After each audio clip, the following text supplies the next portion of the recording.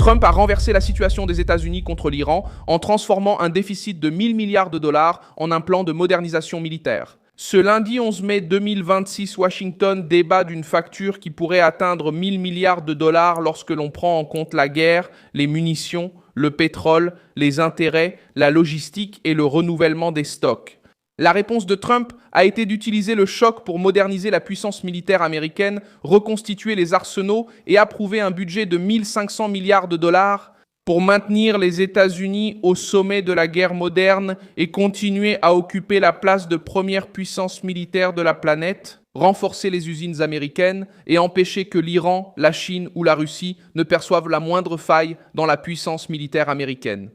Le Pentagone a déjà estimé à 25 milliards de dollars le coût direct de la guerre contre l'Iran jusqu'en avril, surtout lorsque la logique de Trump est claire. Les États-Unis ne pouvaient pas entrer dans une guerre moderne, consommer des missiles coûteux, défendre des bases, protéger des alliés et ensuite faire semblant que les stocks restaient intacts. La crise avec l'Iran a révélé une vérité dérangeante au sein même du système militaire américain. La puissance restait énorme, mais une partie de la structure avait besoin d'une rénovation urgente. Des munitions coûteuses ont été consommées à un rythme soutenu. Les intercepteurs utilisés pour abattre les menaces devaient être reconstitués.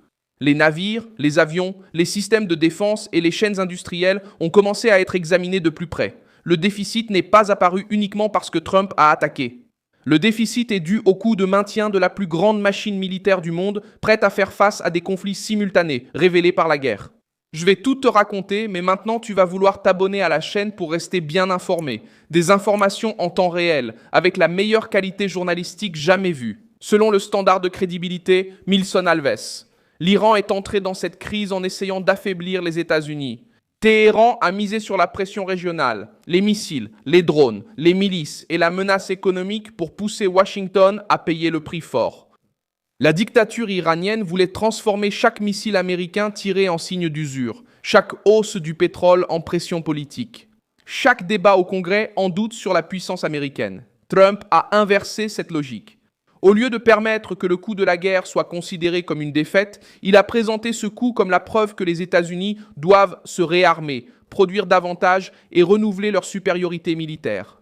Et c'est là qu'intervient le budget historique de 1 500 milliards de dollars pour la défense américaine. La proposition pour l'année fiscale 2027 inclut des navires, des avions, la défense antimissile, des drones, l'intelligence artificielle, la protection du territoire américain et la reconstitution de la base industrielle de défense. Reuters a rapporté que le plan comprend environ 750 milliards de dollars pour des navires, des jets et le système Golden Dome, en plus d'autres domaines stratégiques. La guerre contre l'Iran a prouvé qu'une puissance ne l'emporte pas uniquement grâce à des armes sophistiquées. Elle l'emporte parce qu'elle est capable de reconstituer ses munitions, de maintenir ses usines en fonctionnement, de soutenir ses alliés et d'intimider ses ennemis même après des semaines de combat. Le Pentagone a commencé à traiter les munitions critiques comme une priorité. La marine veut acheter 785 missiles Tomahawk l'année prochaine et près de 4000 au cours des 5 prochaines années. Alors que l'armée de terre a demandé plus de 20 milliards de dollars pour acheter des intercepteurs TH, WA, D et Patriot. Ce chiffre montre l'ampleur du changement. Washington ne paie pas seulement la facture de la guerre, il reconstruit aussi sa capacité pour la prochaine crise. L'industrie américaine a déjà commencé à bouger. Lockheed Martin a conclu un accord pour augmenter la production annuelle d'intercepteurs d'environ 600 unités à 2000 unités par an. L'objectif est désormais d'accroître la capacité à une bien plus grande échelle pour répondre aux besoins des forces américaines, des alliés et des nations partenaires. Cela montre que le plan de Trump ne se limite pas au discours. Il pousse à la création d'usines, à la signature de contrats et à une production réelle. La guerre moderne se gagne avant tout dans l'industrie. L'Iran peut menacer, lancer des drones, perturber les voies d'approvisionnement et essayer de saigner le budget américain. Mais si Trump parvient à transformer la pression en production, Téhéran perd l'avantage psychologique. Chaque missile utilisé contre l'Iran devient une justification pour en fabriquer davantage. Chaque stock sous pression devient une raison d'élargir les contrats. Chaque critique sur le coût de la guerre devient un argument pour montrer que les États-Unis étaient sur le point de payer un prix encore plus élevé s'ils continuaient avec une structure ancienne, lente et insuffisante pour la nouvelle phase de la compétition mondiale. C'est le coup de maître de Trump. Il ne répond pas seulement à l'Iran, il utilise l'Iran comme preuve vivante que l'Amérique doit renouveler sa force militaire pour rester la puissance dominante.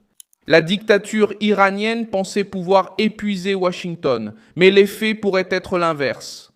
Une Amérique avec plus de munitions, plus d'usines, plus de défense antimissile, plus de pression sur Téhéran et moins de dépendance aux anciens stocks.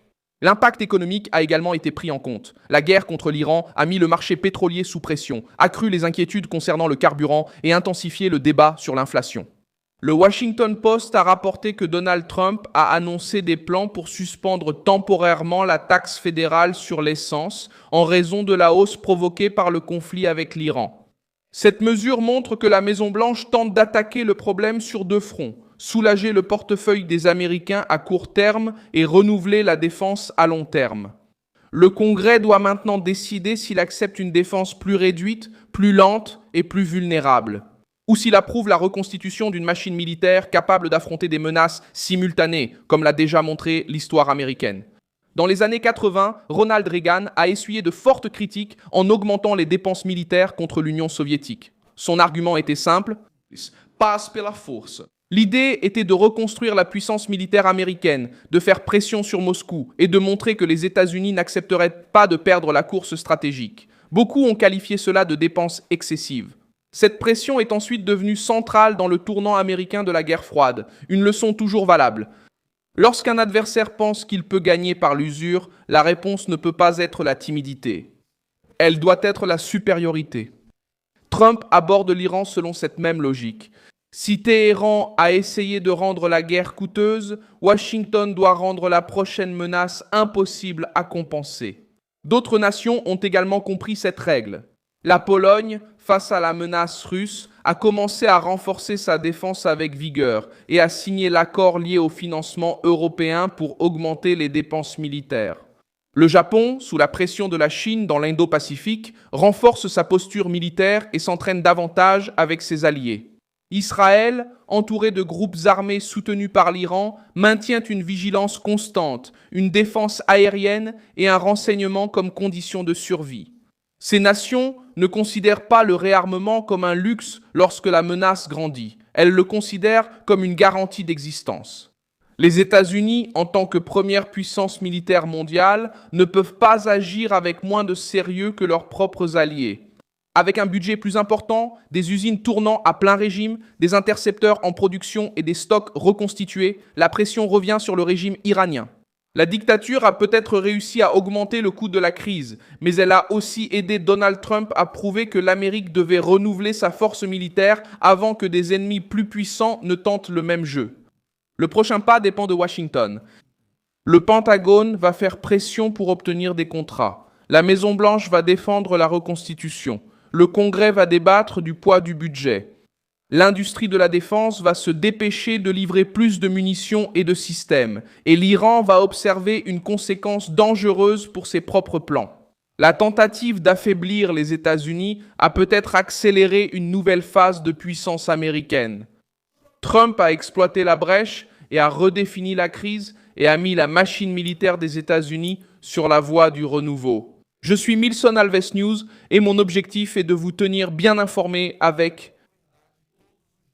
Les liens des actualités se trouvent dans la description de la vidéo. Laissez un like sur cette vidéo, abonnez-vous à la chaîne et à la fin, jetez un œil aux commentaires pour être encore plus impliqué dans la communauté Milson Alves.